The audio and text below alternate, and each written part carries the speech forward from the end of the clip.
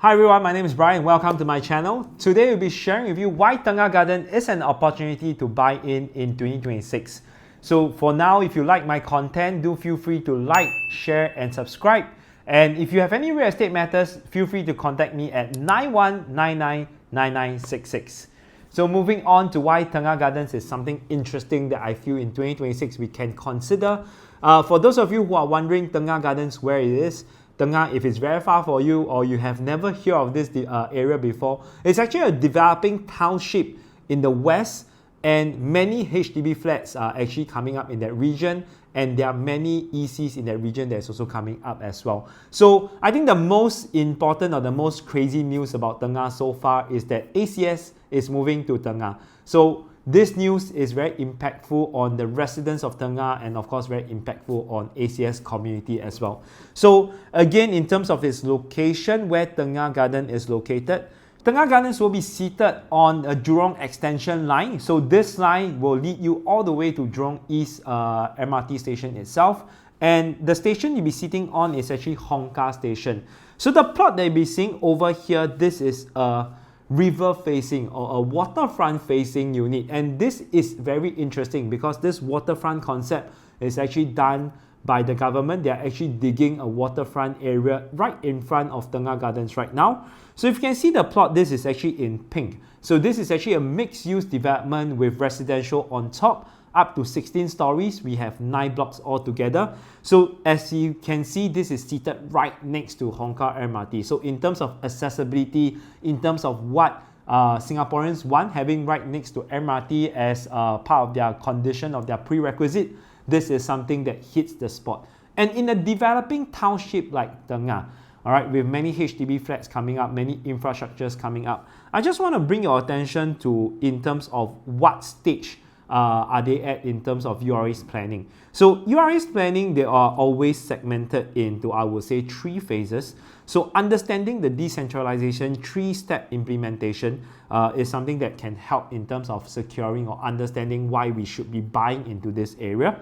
So in most cases, we always start with an infrastructure phase. So Tengah Gardens at this current moment, or Tengah Estate at this current moment, the infrastructure phase is already more or less running. We have the roads running, we have the upcoming MRTs, we have amenities that is already in the region itself. So the amenities part, the infrastructure part, is how the government use it to scale the neighborhood or the township.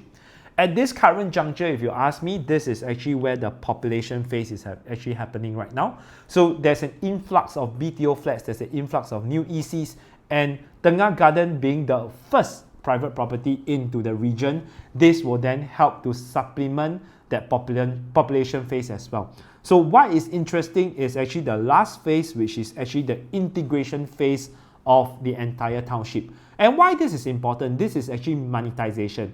So in that sense, what it means in the integration, right, is to integrate into the economy. The analysis of accessibility to workers' job help to refine the decentralization strategies. So what it actually means is the moment they integrate amenities, infrastructure and population together, linking back to the overall Singapore's economy. That's how decentralization actually works, and that's exactly what is happening in Tengah Gardens right now. All right. So if you understand the projects in the pipeline, I think I've mentioned in my previous video, there are many projects to be looking out for. There are many projects in 2026, but why did I pick Tengah Gardens as one of my top picks in 2026? So when we look into Tengah Gardens, we understand the EC prices in that region has already hit 1,757 per square foot and even as high as 1,900 XX per square foot. So understanding this actually helps us understand why Tengah Gardens becomes a good opportunity or a good window to buy into. So when we see the price point of the upcoming EC versus Tengah Gardens GLS, which is the land sale prices, you can see that today Tengah Gardens managed to buy their price, or rather their land, for $821 per square foot. Versus today, the rest of the ECs, Sembawang, Coastal Cabana, even Resale bought at 768, Senja Close 771, and the most recent Woodlands Drive 17 coming in at 794 per square foot. We are only a $27 price gap per square foot. in terms of myself versus an EC. Considering that I'm a mixed development and we are developed by Hong Leong Guaco right next to the MRT, Woodlands Drive 17 being an EC at $794 per square foot. My EC and my private gap now it's at its narrowest. So remember when we talked about in our previous video when we want to spot opportunities, we talk about narrowing gaps. This is the narrowing gap that we identified, and this is the narrowing gaps that we want to be able to buy into as well. Okay, so in terms of my positioning between an EC and a private property, there are a few things that we have to take into consideration. For an EC land itself, right, the moment I buy into an EC, my MOP doesn't start until I move in. Whereby today, if I buy my private property, my seller stamp duty period starts to kick in the moment I exercise my OTP. So what this means to the consumer is that essentially buying a private, I have a shorter flip time compared to a EC. So for EC, I have to hold longer, 3 to 4 years of build time, another 5 years of staying in. This will give me about 8 to 10 years of holding period. Versus today, if I were to buy a private property for investment or Tengah Gardens for investment, my holding period becomes much shorter, about 4 years. The moment I clear my SSD, I can sell already. And I think one very critical factor that people is missing out whenever they compare EC versus private, and especially in the same area, is that EC runs on this thing called MSR and private runs on this thing called TDSR. So effectively, the usage in terms of your income is much different. The loan that you can get is significantly higher for TDSR versus MSR. All right, so in the next video, probably I can do a calculation between MSR and TDSR so that you can understand that today, buying an EC versus buying a private property, how much outlay is required individually. And then you see whether it makes sense to buy into an EC or a private property like Tengah Gardens. All right. So moving on, the EC transaction, 3-bedroom done in the region, the highest that is done, or even, in Singapore, the highest that is done is at 1954 per square foot. And that's at Orel at Tampines. Okay. As of now, in Auto Place, the highest that is done is 1902 per square foot. So you can see that today the EC prices has moved up to close to $2,000 per square foot, and this is a 3-bedroom for an EC itself. Same thing, similarly for a 4-bedroom done in the area, we can see Orel Tampines did about 1966 per square foot. We have Auto Place doing at 1926 per square foot already. This is the max per square foot transacted. The average per square foot transacted is about $1,769 to $1,762 for Auto Place, which is in a similar region as compared to Tengah Garden residences. All right. So with the ECs being the basis of price point for that region, we then want to look at where our position is for Tengah Gardens versus the rest of the launches that is coming up in 2026. So if you look at it, $821, this is the most value entry for the developers as compared to the rest of the other developments in the OCR region as well. So at $821 compared to my next closest competitor at $920, I'm about $100 per square foot price difference already. And not to mention my highest land bid being 1388 in the OCR region. So in terms of my position of how safe I am, especially for a new launch, Tengah Gardens is one of the, if not, in fact, the safest project that you can buy into in 2026.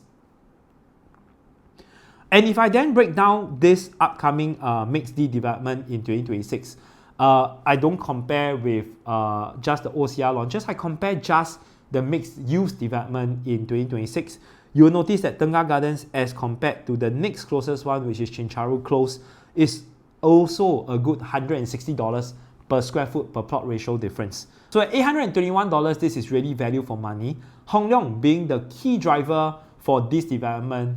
Personally, in terms of what price they'll price it at, if you ask me, at even $2,200 per square foot, on average, I think this is a relatively safe price to enter for Tengah Gardens, comparing it to an EC at $2,000 per square foot already.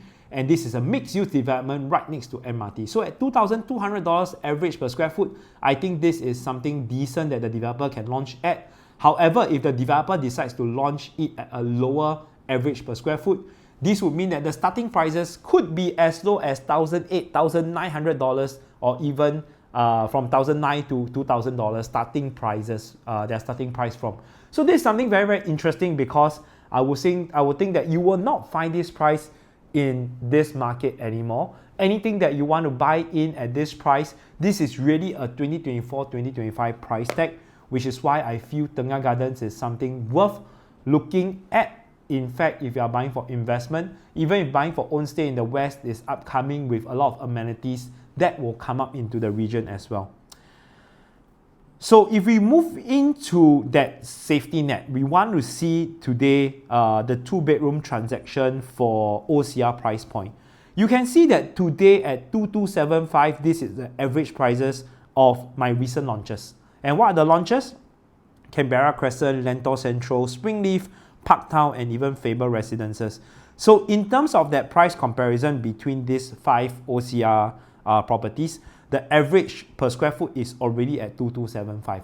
Again, like I mentioned, if the developers do anything from 2150 average per square foot to $2,200 per square foot, I think this is a very, very safe entry price for Tengah Gardens as well. You're buying back into, again, 2024, 2025 price tag. 2 bedrooms, 3 bedrooms itself is 2194. Similarly, like I mentioned, if my overall average at 2150, this is still something considered cheap in the current market. I'm going to jump straight into why I feel buying in Tengah Gardens in terms of buying in a lower cost itself is a good protection. I just want you to bring your attention to these 5 launches during that period of time. We talk about Riverfront Residences, Treasure at Tampines, Affinity at Serangoon, Garden Residences, and maybe Kent Ridge Hill for that matter. Now, again, if we talk about Affinity at Serangoon and even Garden Residences, this period of time, during that period of time, Garden Residences Affinity were marketed as being close to within 1 kilometer from Rose High School. As you know, I think a lot of Singaporeans will want to buy into good schools especially. So when we look into this, right, you can see that actually what they are already trying to sell you at, right, in terms of their original launch day price for Garden Residences and Affinity in brown and orange, they are already selling you at a much higher price at about 1415 per square foot. Today, when we look into Riverfront at Treasures and Tampines, they are hovering between 1,003, 1,002 per square foot. So why does this matter? This matters because Treasure at Tampines and Riverfront didn't have any schools, didn't have any MRT. But because during that period of time, they managed to buy in their land cheap, they sold their project at a lower cost. Overall, over time, you notice, today in terms of their overall growth, Riverfront and Treasures at Tampines, they made about 16% growth as compared to the two of them doing on average about 5 to 8% growth. So in terms of that, why this is important? Today we are buying in at a lower cost for Tengah Garden Residences as well. In this market segment, in this cycle, I'm able to buy in for a lower cost. That is my advantage. That is my flexibility. And why this is important? When we are able to buy in at a lower cost, we have the flexibility to sell it at a higher cost, at similar cost to what the other OCR regions are selling for, or I can potentially sell it for a much lesser much lesser per square foot and still make similar profits to the rest of the developments in the OCR region as well. So when we look into the exit strategies in Tengah itself, just based on the number of HDB in the region, we have about 20,880 units slated for MOP in the next coming 10 years. All right. We also have Lake Grande, which is in the lakeside area, as a comparison to what the highest per square foot has done already. So in the resale market, if you notice, for Lake Grande, their completion is 2019. All right. They are actually from 2015. So it's already an 11 years old project. And for 11 years old project, you can see that the highest transacted per square foot already hit up to $2,000 per square foot or even higher than that. And if we look at the Lake Grande 2-bedroom on average, we can see they are doing up to profitability of $477,000, on average about $339,000 in terms of average profitability. Now, if I move into the 3 bedrooms, you'll notice that their profitability sits higher at about 530,000, average at about 430,000. And this is a resale Mayu. So for resale homeowners, they are coming in, they are paying about 1.7, 1.8 mil for a resale of 947 square feet, non-harmonized. So for a harmonized unit, if today Hong Leong decides to launch, I would say Tengah Garden residences, maybe for 1.6, 1.7 mil, will this be an interesting price point for you to consider? All right. Jumping into the next one, which is Lakeview. So Lakeview is a slightly older development in 2013, but their highest transacted per square foot also hit about $220 per square foot already. So this is a 13 years development doing at about $2,000 over per square foot, whereby today, if I can get into Tengah Garden residences for $2,150 per square foot or even lesser, within that price range, on average up to 2150 or slightly higher than 2150, your gap between yourself and your resale and again your EC, all this gap is less than $200 to $300 per square foot, which then potentially gives you the ability, like I mentioned earlier on, to buy lower, to have the flexibility to sell higher. Remember, like what we discussed earlier on. So coming back to Tengah Gardens and why I feel Tengah Gardens is something we should look at. Even the newer Whistler Grande, which is in West Coast, with no MRT, with no amenities in the region, the highest done, this is 2070 per square foot, and they TOP in year 2022 and they are from 2018. So maybe about 8 years old already.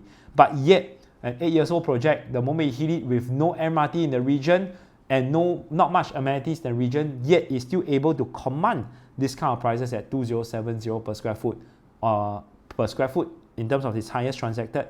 I think it's very commendable. I think this serves as the basis of the guideline and the yardstick for us to then be able to price our Tengah Garden, to be able to then identify, why Tengah Garden is an opportunity that you should not miss. So for those of you who like my content so far, who understands and want to find out more, feel free to follow, like, and subscribe. Most importantly, if you have any real estate matters that you want to seek consultation for, feel free to contact me at 9199-9966. My name is Bryan. See you again next time.